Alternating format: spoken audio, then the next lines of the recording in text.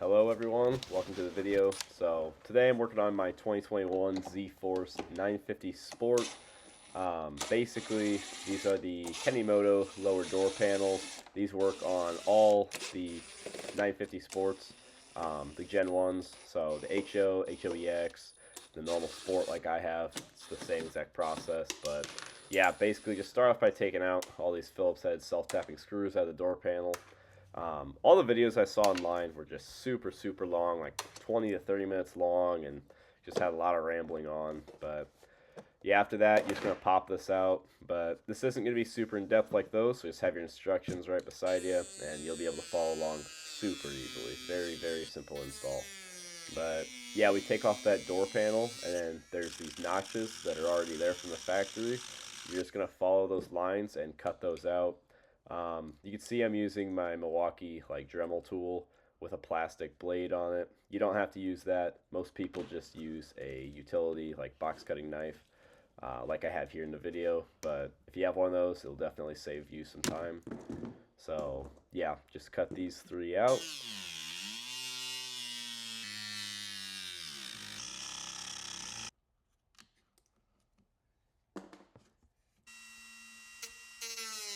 Over here, you gotta be a little bit more careful. This one is a little bit more difficult just with the way it flows around the hinge there. You don't want to cut it too far and just have it look like crap. But just take your time, follow the lines, and it's very straightforward. So now I'm pointing at all three of the cutout sections. We got that done on the door panel, and this is going to be the same for both sides. So I'm just going to show the process for the driver's side. But same exact thing, but on the actual door now.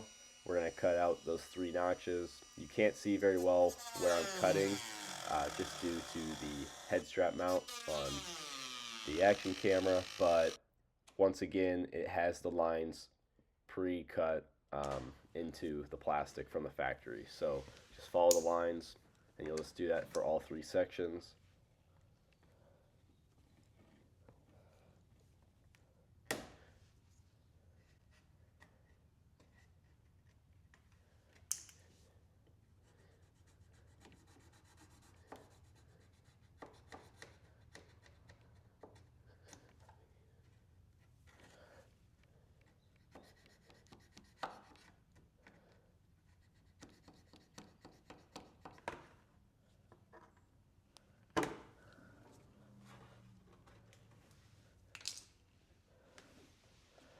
And there we go. I've got all three sections cut out. There, I'm just kind of peeling off some extra plastic. So now it's time to grab the smaller door panel filler.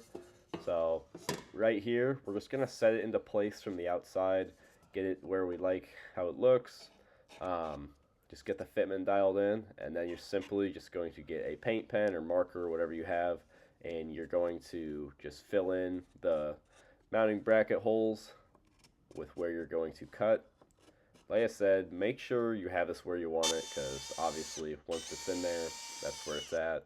So after you get those spots set on there, drill your holes, and simply set it back in there, and then you're just going to set your hardware through there. I can't remember the exact orientation for the washers and bolts and everything, but just look at that piece of paper these come with, and super simple. So here I'm just going to tighten those all up, and that's in there, super solid.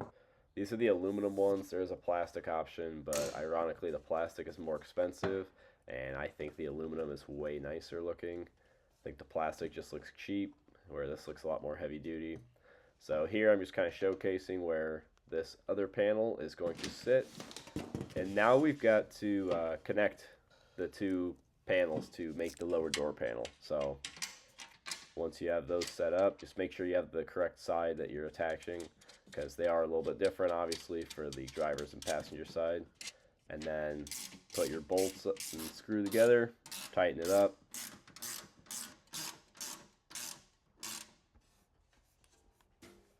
And now we've got that lower door panel built. So we've got some weather stripping that came with it. You'll see this is where I put it. I put it from the edge there And then I'm going to run it all along and then up to the other edge you'll see here in a minute. But make sure you obviously measure this out and use the correct amount. Don't use any extra because you've got to have enough left over for the other side. This door panel, like weather stripping, is only going to go on the big lower portion of the doors. You're not going to put any on that small section that we already installed. So now we've got that done, and we're just going to leave the rest for the other side. And then now we're going to just do a fitment check. You can see how that curve on the far left hand side of the screen goes around the frame of like the roll bar type thing over there. And then now simply we're going to grab our screws and our washers. So this first one right under the hinge, you're just going to put the screw through, put one spacer in there, and then that already has like the mounting point up in that spot, so you don't have to put a washer or anything, just screw right into it. The middle section there is going to also take the one screw, a spacer, and then I think I put a washer and then a nut on top.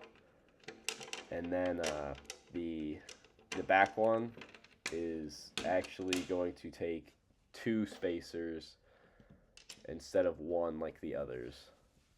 That's just per the instructions. I thought they all could look like they truly could use two spacers, but that's what the instructions said to do. So yeah, underneath the hinge and then in the center it's just going to be one spacer, and then all the way towards the rear of the machine is where you're going to put the two spacers. And then you're just going to tighten those all up. Tighten it all by hand. You don't need to do it with a Milwaukee high torque impact and strip everything out. Just needs to be hand tight, and that's it. We got that on, so truly all we have left to do is pop that plastic inner door panel on, and then we are good to go. So here I'm just kind of checking out the fitment, seeing how everything looks. There's kind of a closer view you can look at to see how I put the orientation for the washers and the spacers and the bolts and nuts and everything. But yeah, and then we're just going to pop this door panel in. One thing I will say is these door panels most likely are not going to fit 100% the way they did before. Obviously we went in there, we kind of changed the orientation of some things, and they're just not, some of the clips might not clip in. They're very cheap clips. These are Chinese machines, nothing's perfect, but they should fit back together pretty decently. But yeah, we got that put in, so now I'm just going around putting all the self-tapping screws in. Personally, I would probably just use a screwdriver by hand, but I do stuff like this all the time, so I kind of know how tight to make these things with my little impact driver. But you do you, but I would highly recommend just using hand tools for this installation. But yeah, that's going to be it for the video, guys. Thank you for watching. Like I said, not going to be super in-depth, but just want to make a very simple, straightforward video for you guys to watch alongside the instructions to get a basic idea of what this installation all entails. So thank you for watching. Feel free to leave a like, comment, subscribe, and we'll see you guys in the next video. Thanks again.